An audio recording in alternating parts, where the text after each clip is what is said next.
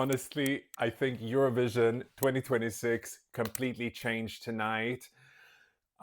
We did not see this coming. I mean, we kind of had a hunch, but did we really believe that it was going to happen? No, I don't think so. Like, how many people actually bet on Dara that she would win and believed it? But there's also other stories here. Big trend here is a shift in the dominance in the top from the west to the east. We had the big Western favorites, they fell. Eastern stars emerged. That is so interesting, especially thinking that the Eastern countries are returning countries. If it weren't for the boycott, would they even be in Eurovision? A lot of things have happened, but we're so lucky that they were here. I just relieved my live reactions to the televote points. So you can go and check that out to see how I felt about the different points. But honestly, I think there's a few things here that I want to like just go through that stands out massively. And obviously the biggest one, Dara, Bulgaria won.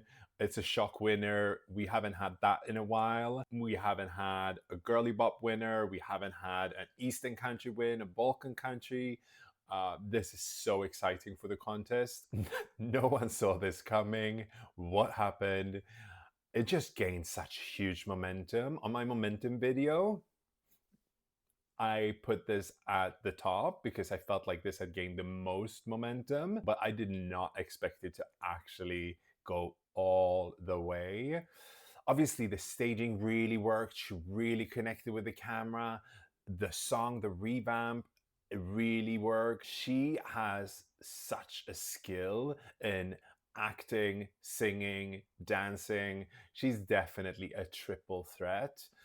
Like all the small nuances with how she like interacts with the dancers, the energy shifts that she has, I think that just stole the show. The song was there, I loved it from the get-go. This was not a song people had on the radar, and it kind of really came alive with the performance and just knocked it out of the park. Another big story here is Finland's fall from grace. Like, I love this one. This was in my top 3 as well. I definitely saw that this had the most paths to winning. It's so hard when you're in the Eurovision bubble to not get overly influenced by the odds and the views. Like, this was such a winner for me. It had the complete package, but there was also a lot of signs. Like, I saw a lot of comments online of people not connecting with this. And obviously that came through with the casuals as well. In the end, it ended up in a 6th place. I don't know the last time we had the front runner ending up in 6th place. It must have been a good while. Like, already with the juries, there were signs there that this was not going well enough. But I personally was completely wrong. I'm so gooped.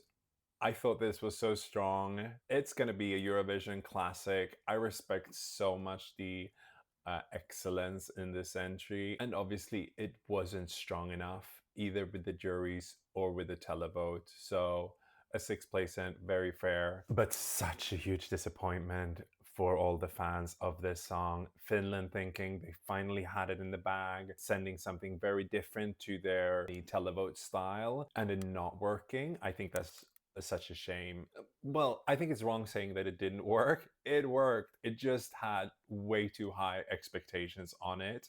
This was obviously more of a Eurovision bubble entry than something for the juries and the casuals. Speaking of a Eurovision bubble entry, Sweden's complete fall from grace. This is so heartbreaking. I thought when I saw it, I really don't remember if it was in 13th or 15th place. This was overrated even there in the odds.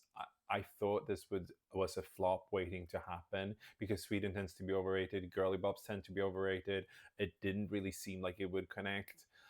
And obviously it didn't. It barely scraped any jury points together. And I'm so sad for Felicia. She's been getting a lot of crap for different reasons, and she does not deserve that. I hope she's not too disappointed or hard on herself.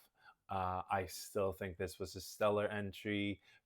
The Eurovision fans loved it. I hope that what she takes away from this whole experience. But I do remember when she was shocked that she had fallen down to 10th place in the odds, but now getting the worst results we've had in more than 15 years. Yeah, it's just devastating for Sweden. But it also shows that it doesn't matter that it's just Sweden. Sweden don't get a pass because it's Sweden. Sweden gets good results because it connects with the juries and or with the public, and now it just didn't. So all those Sweden haters, go away. But over to a more positive story. Romania. What a great result. Watching the jury points being fairly low, I felt fairly disappointed, but honestly, ending up in the top three, that's a great result for Romania. Romania is back in its golden era. Alexandra definitely delivered and deserved that super high televote score, coming second in the televote. Yeah, this is such an epic moment for the three returning countries. I can't just state that enough. They all clearly worked, all ending up in top 8. I was hoping that all be in top 10, and they are. So, and the fact that one of them won, not going back to Bulgaria, I mean, for me, could have been either of those two. I'm just so glad that they got all the love that they deserved. Moldova also coming, honestly, Moldova coming in 4th place in the televote. In a fair world, they would have been 3rd in the televote. So the fact that Bulgaria, Romania, and Moldova actually, I hadn't realized this, came 1st, 2nd, and corrected for political aspects 3rd.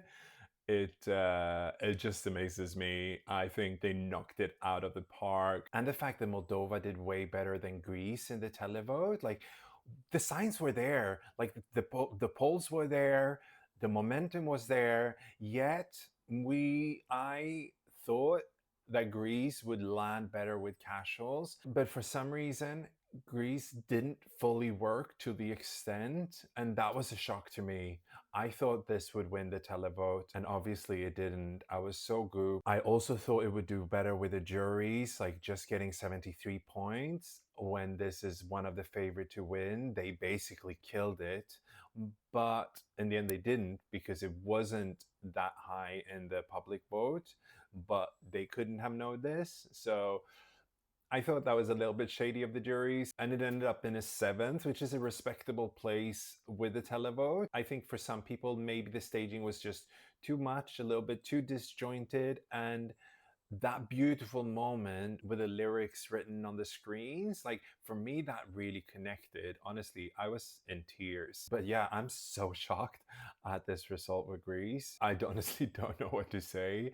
I think part of it was the staging. He really connected, he delivered, he did everything great. After rehearsals and the Euro jury results, there was some definite hype around this entry. So when I saw it, I expected something more. I actually felt a little bit like, oh, is this it? And that's not the impression you want to leave. So I think for Greece, it just got overrun by Moldova, Romania, and Bulgaria. The fact that Greece missed out with just 1 point to Ukraine and 6 points to Moldova, I feel is a little bit of shame because it was such a favorite. It could have easily ended up in 8th spot instead of 10th. Obviously, like Ukraine and Italy did better than them in the televote as well. Actually, Italy got the same points. They have a kind of solid base that will give them points, and they always send like quality entries that really appeal. So well deserved, but still Australia as well. Like, I don't know why this didn't work better with the juries. Yes, it ended up in 2nd place, so it did well.